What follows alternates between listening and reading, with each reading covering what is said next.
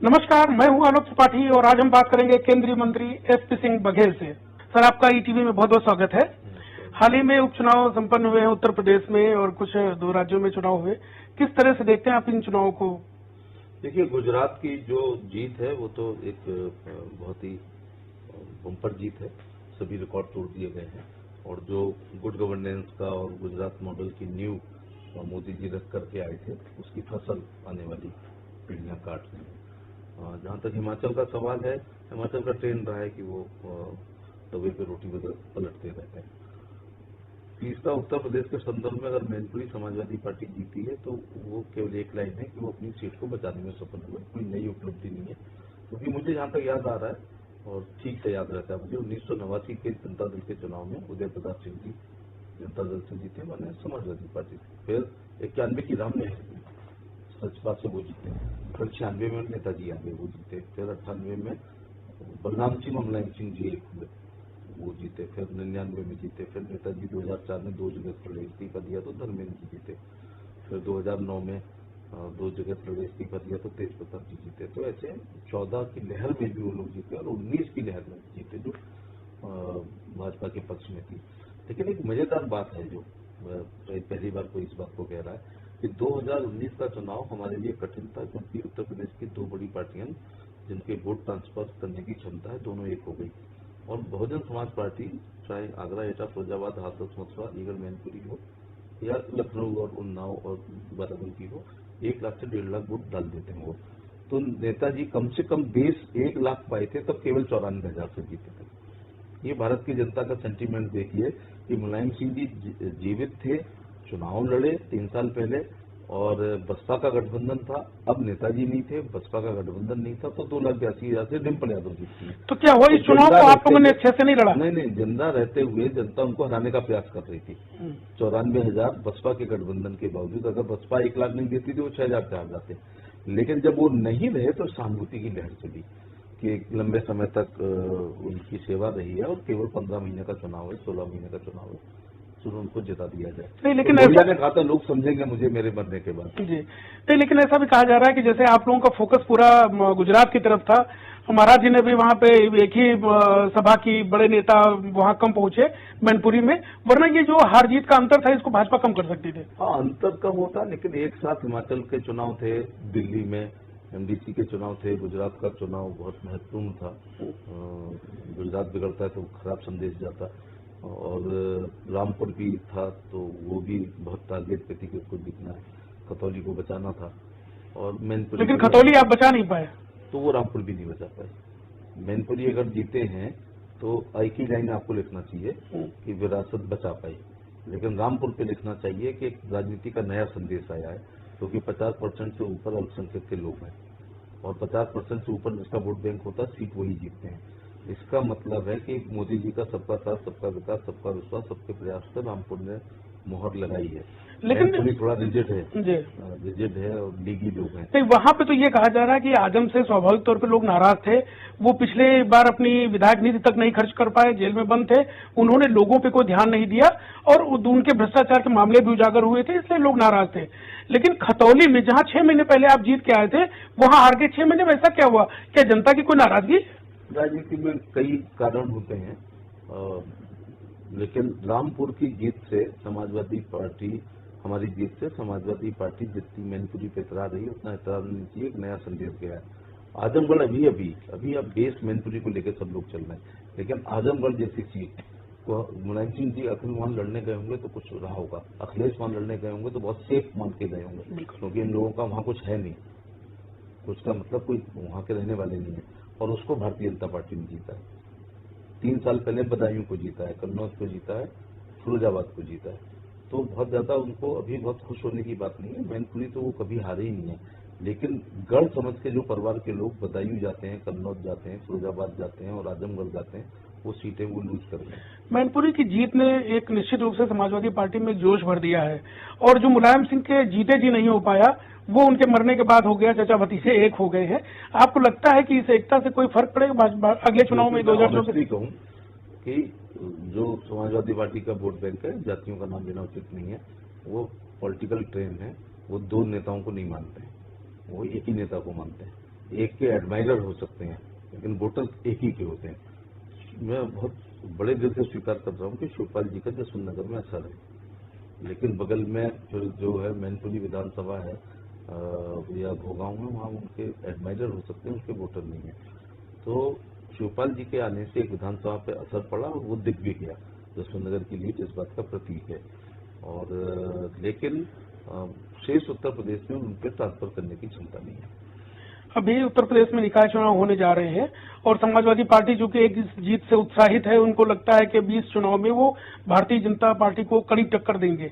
आपको लगता है ऐसा? नहीं, वैसे तो हमारे पूर्ण बहुमत की सरकार 2017 में आना, 22 में आना, 14 में आना, 19 में आना, इस बात का प्रतीक है। गांव देहात का भी हमको वोट पड़ा, लेकिन अक्सर ये आरोप लगता है कि भारतीय जनता पार्टी शहर में ज्यादा मजबूत है। और पिछली नगर निगम के चुनाव में 2 सीटों को छोड़ के भारतीय जनता पार्टी, मेरठ और अलीगढ़ के अलावा सारी सीटें भारतीय जनता पार्टी जीती है। और नगर पालिका परिषद और नगर पंचायतों के जीती है। ब्लॉक प्रमुख हमारे हैं, जिला पंचायत सदस्य सबसे ज्यादा, जिला पंचायत अध्यक्ष सबसे ज्यादा, भूमि विकास बैंक के अध्यक्ष सबसे ज्यादा, कोऑपरेटिव बैंक के अध्यक्ष सबसे ज्यादा है। निकाय के चुनाव में भारतीय जनता पार्टी बहुत अच्छा करेगी, आप सोच भी नहीं सकते अच्छा करेगी। बहुजन समाज पार्टी की जो एक राजनीति थी, वो कहते हैं कि बीजेपी जो केंद्र सरकार की कुछ योजनाएं थी, खाद्यान्न योजना हो या और ग्रामीणों की जो योजनाएं हैं, उनकी वजह से बहुजन समाज पार्टी का जो वोट बैंक था वो एक तरह से भाजपा में आ गया है। क्या बहुजन समाज पार्टी का क्या अस्तित्व आप देखते हैं, और बीजेपी को क्या वो वोट बैंक परमानेंट मिल गया या कभी खिसक सकता है? देखिए, बहुत राजनीति में चर्चा, पर्चा और खर्चा ये हमेशा होना चाहिए। दूसरा मूवमेंट होना चाहिए। मुझे याद नहीं आ रहा है कि जैन जी 7 से 12 के बाद 12 से 22 हो गया है कि कहीं धरना पे बैठी हो, रैली की हो, प्रदर्शन किया हो, या अपनी बीएसपी के किसी कद्दावर नेता के यहाँ शादी में या मृत्यु में या दुख में या दर्द में गई हो। तो अब पोप की भूमिका में कोई नहीं रह पाएगा कि 4 दीवारी में रहते हुए और एक फतवा जारी करें और लोग वोट ट्रांसफर करते हैं। ऐसा किया है बहुत, लेकिन मूवमेंट नहीं है। तो मूवमेंट तो होना चाहिए, तो इसलिए, और ना वो शायद करना चाहती हैं। नंबर 2 बात है कि केंद्र सरकार की प्रधानमंत्री की जो लोक कल्याणकारी योजना है, उसके सबसे ज्यादा लाभार्थी दलित लोग हैं, क्योंकि प्रधानमंत्री जी की जो योजनाएं हैं वो गरीब कल्याणकारी योजना है, जिसका आधार गरीबी है। तो ये स्वाभाविक बात है कि SC/BC के लोग अपेक्षाकृत दूसरे लोगों की तुलना में, तो जो 5 किलो गेहूं और चावल पिछले 3 साल से निःशुल्क मिल रहा है, उसमें लाभार्थियों की संख्या, उनकी हर जिले में लाभार्थियों की संख्या सूची निकालोगे तो बसपा समर्थकों की नंबर 1, चाहे वो शौचालय हो, क्योंकि बड़े लोग तो 12,000 का शौचालय नहीं लेंगे, ना उसके पात्र हैं। तो 12,000 के शौचालय के लिए, 1.5 लाख के प्रधानमंत्री ग्रामीण आवास के लिए, 2.5 लाख का शहरी आवास के लिए, या ई श्रमिक कार्ड में 16 योजनाएं, उसमें सबसे ज्यादा दलित भाई ही उसके लाभार्थी हैं। 5 लाख का जो आयुष्मान कार्ड है, इसमें लाभार्थी की संख्या सबसे ज्यादा बीएसपी के लोगों की है। विधवा विकलांग वृद्धावस्था पेंशन में सबसे ज्यादा है। किसान सम्मान निधि में भी भागीदारी, क्योंकि पट्टों के द्वारा उनके पास जमीन है। पिछली सब सरकारों ने पट्टे किए थे। हमारे यहाँ बैरून लैंड सब बंजर बहुत होता था, तो सूर्यवास को मिले, उनके कार्यकाल में बहुत मिले। तो अब वो भूमिहीन नहीं है, भूमि है, चाहे छोटा टुकड़ा हो, तो किसान सम्मान निधि भी पा रहे हैं। तो इन सब बातों से लेकर के अगर मुंह खाता है तो आंखें झुकती हैं।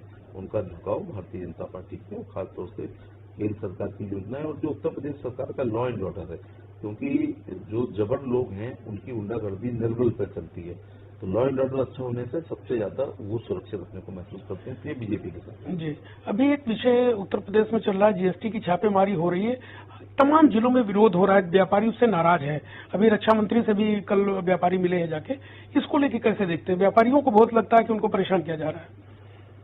व्यापारी हमारा बहुत वोट बैंक है और शुरू से रहा है, और जब पार्टी के बुरे दिनों में भी साथ रहा है। तो गुण दोष के आधार पर कार्रवाई होनी चाहिए, एक सावधान 22% नहीं होना चाहिए। लेकिन ये एक संस्थाएं हैं जिनका काम भी रेवेन्यू कलेक्शन करना है, लेकिन किसी का शोषण नहीं होना चाहिए। और इंस्पेक्टर राज को समाप्त करने में जो है केंद्र और राज्य सरकार ने बड़ा काम किया है।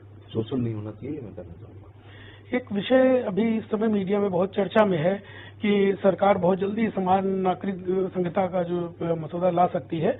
क्या आप, चूंकि आप केंद्रीय मंत्री हैं, सरकार का हिस्सा है, तो क्या आपको लगता है क्या इस विषय में कुछ जल्दी निर्णय हो सकता है? एक्चुअली भारत आजाद देश है, संविधान से देश चलेगा, कबीलों के कानून से चलनी नहीं चाहिए। तो ये बीजेपी के एजेंडा में भी रहा है हमेशा, समान नागरिकाचार संहिता, ये कानून काशी भी था, मथुरा भी था, अयोध्या भी थी, धारा 370 भी थी, 35A भी थी।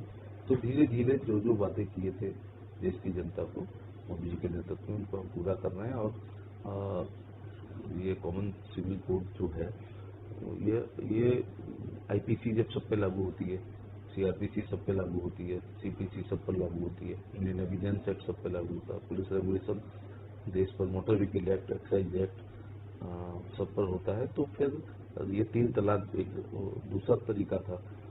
हिंदू लोग एक जोड़ी चप्पल गिर जाती है तब जाके तलाक हो पाता था, वहाँ 3 शब्द बोलने पर जो शादी जैसी संस्था टूट जाती थी। तो उस पर ठीक काम किया केंद्र सरकार ने। तो इस पर जरूर निश्चित तौर से जनता का भी मन है। तो जो पार्लियामेंट है वो MPओं के द्वारा चलती है, और MP जो होते हैं वो जनता के मन से चुन के आते हैं। तो पब्लिक जो चाहेगी वो कानून तो बनेगी। जी, अब एक आखिरी सवाल, उत्तर प्रदेश में जो 2024 में देश में चुनाव होने जा रहा है लोकसभा का 2024 में, उत्तर प्रदेश में क्या स्थिति रहने वाली है भारतीय जनता पार्टी की? क्या लगता है कि 80 की 80 सीट जीतेगी, लेकिन मैं राजनीतिक लफाजियां मैं करता ही नहीं हूँ। 7 लोकसभाओं पर संपूर्ण विपक्ष चुनाव लड़ने की स्थिति में रहेगा, लड़ने की, जीतने की नहीं। कौन सी सीटें हैं वो बता? ये सीट है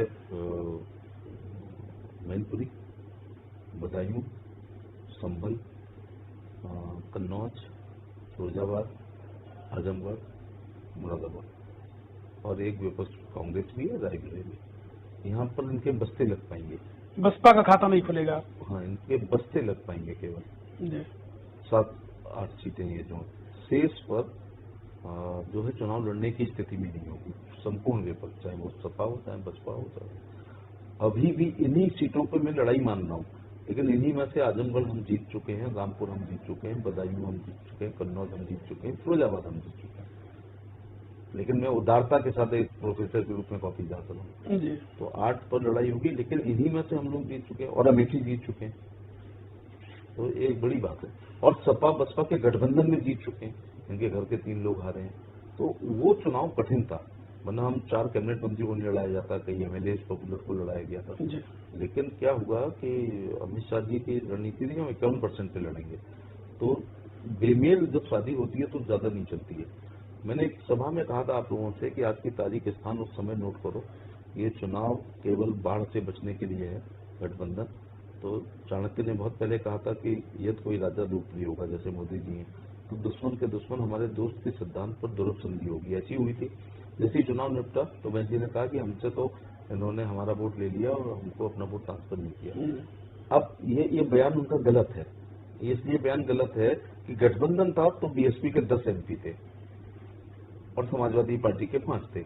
गठबंधन न होने पर BSP का 1 MLA है, जो 50 आने चाहिए थे MP का। तो गठबंधन ऐसे वो गलत बयान है, जबकि उनका आपस का झगड़ा है।